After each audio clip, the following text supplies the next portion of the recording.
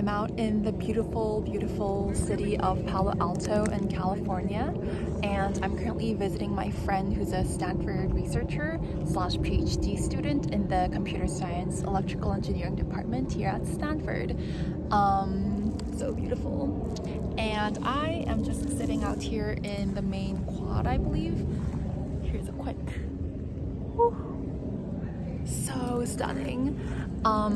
I just wanted to talk to you about a Paul article that I read that I thought was super relevant to what I'm doing, and thought it'd be really interesting for you guys to think about, and wanted to share this. So there's an article called How to Lose Money and Time. This essentially says that people don't lose money by splurging and buying expensive things, because generally that kind of extravagant purchases or splurging behaviors feels wrong in the most innate gut intuition sense. We know that that's just not the most sound thing to do with our hard-earned money, unless you won a lottery or inherited a huge sum of money. However, how you do lose money is when you invest in the wrong things. So, Paul Graham, co-founder of Y-Combinator, was saying that similarly, the easiest way and the most dangerous way to lose time is not to spend it having fun, but to spend it doing fake work. When you spend time having fun, you know that you're being self-indulgent and that something's wrong. This is how he puts it. If I spend a whole day watching TV, I feel like I was descending into perdition. But the same alarms don't go off on the days when I get nothing done, because I'm doing stuff that seems superficially like real work. Dealing with email, for example, you do it sitting at a desk. It's not fun, so it must be work. But it's not real work, right?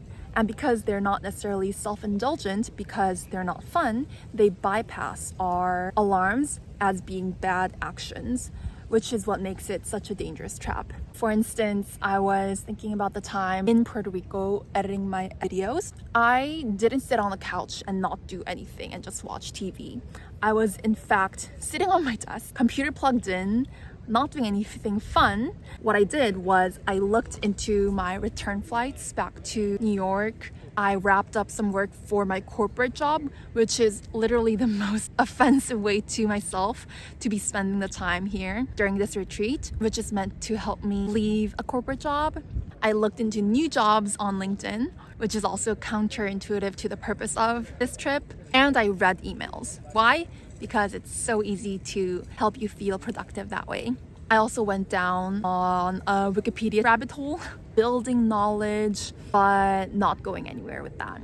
I think that if you are going to read an article or just information, it needs to be intentful and intentional towards shepherding you in a certain direction. I think productivity nowadays lost its true meaning, because people think that to be productive means to squeeze the most out of your time. But in the book that I'm reading, 4,000 Weeks, Time Management for Mortals by Oliver Burkeman, he quotes an American anthropologist called Edward T. Hall, who said that time feels like an unstoppable conveyor belt, bringing us new tasks as fast as we can dispatch the old ones, and becoming more productive just seems to cause the belt to speed up. So essentially, by being more productive, we're just getting more things done per orem, but what matters is the what in what we're getting done.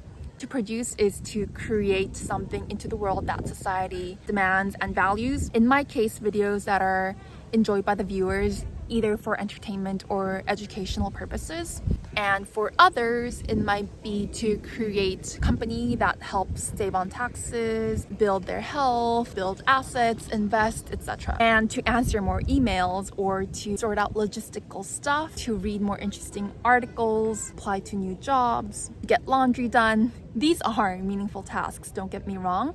These are meaningful in one's life organization and enhancement of knowledge or circumstances, but they're not necessarily productive in a society beneficial way. This is not to say that doing laundry is not meaningful, or that we shouldn't read books or Wikipedia rabbit holes or mow the lawn.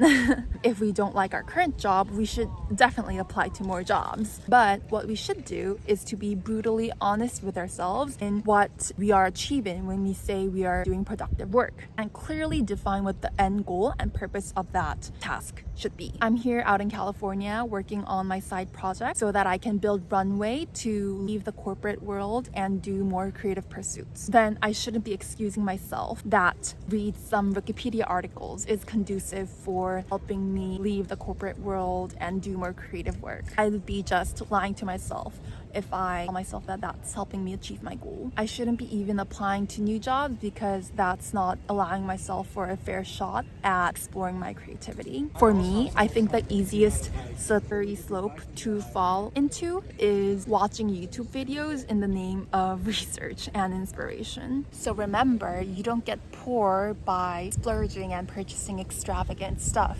You become poor by making bad investments. You don't waste away your life by sitting on the couch and watching TV and eating chips all day. You waste away your life by doing what you think is work, but not meaningful work.